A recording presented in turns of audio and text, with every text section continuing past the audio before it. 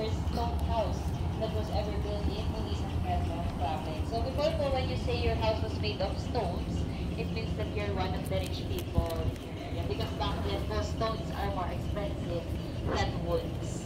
So now this house po serves as the Filipino restaurant here in the resort. And we call it here Kusina ni Nanay Maria. So once again, this is Casa Ugisan from Ugisan, Quezon province.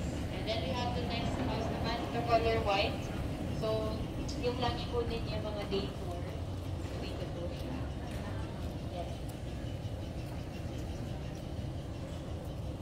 May info nasa sa inyo. Pero kasi yung one by the ownership of Hilarion Santiago Esquivel. So they call this as a White House because the first mayor of Jaén lived in this house. And now take a look po at the roof.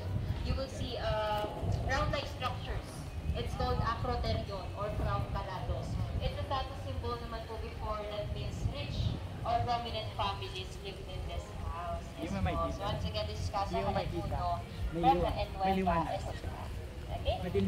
Taga-Nueva Ecija yung may-ari dito. And then that building po over there, that is the replica naman of a hotel from Escolta, Manila, way back 1900. So in the resort, that is also one of our hotel.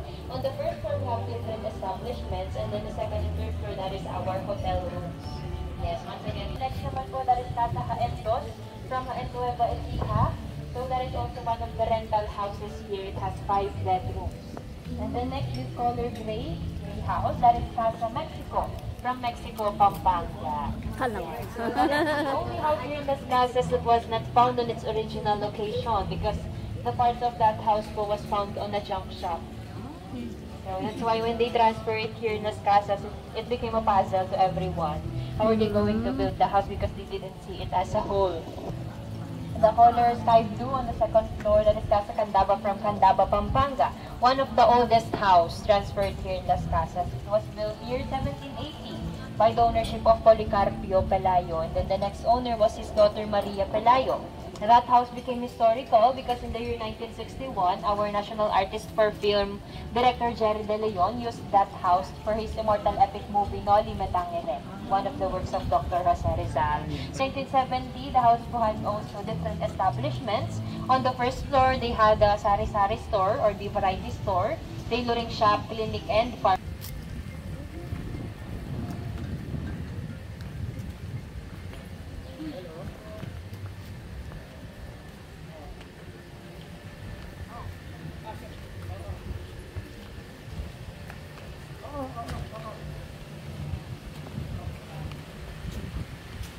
Dito mahangin. Maganda.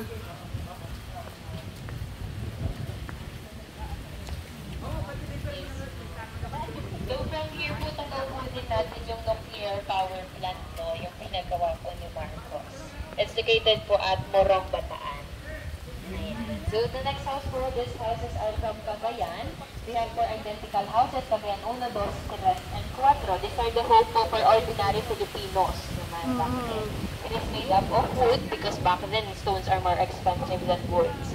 And on the original structure of this house, it has spaces and gaps on the flooring because the owner po of this house, yes, for the air din po, but and then also the owner of this house, the leftover food po, when they eat the leftover food po, they're going to pour on the spaces and gaps of the flooring, and it serves as the food naman of their pets, like mga chicken, ducks, and etc.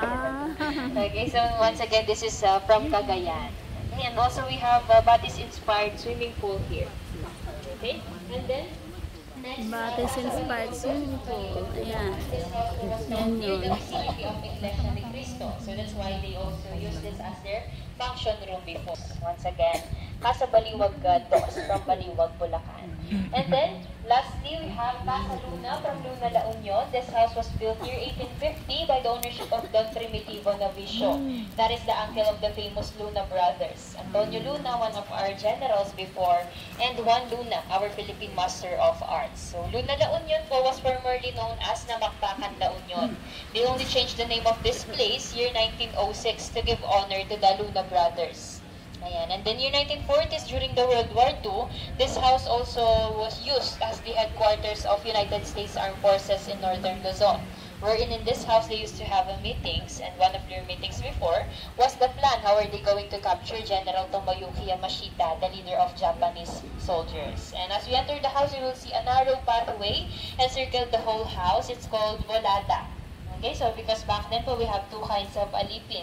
Diba po? The aliping namamahay, or the side servants, or the aliping sa hagigilid po, side servants, and then aliping namamahay, in-house servants. So the difference between the two po, aliping sa hagigilid, they're the one who were captured in a war. And then they're, slaves. And then they are the one who walk through the Volada part, the narrow pathway inside the house. And then, the aliping namamahay naman, they are the ordinary Filipinos who agreed to serve on a person who's on a higher level of a lifestyle. And they are also the one who can go inside the house and serve in front of their masters. So now this house serves as the music collections of Mr. Acuzar. And as we enter the house po, we are only allowed lang din po na dumaan through the Volada part of the house for the protection of the antique collections inside. Okay, so please follow me here. Saging gilid.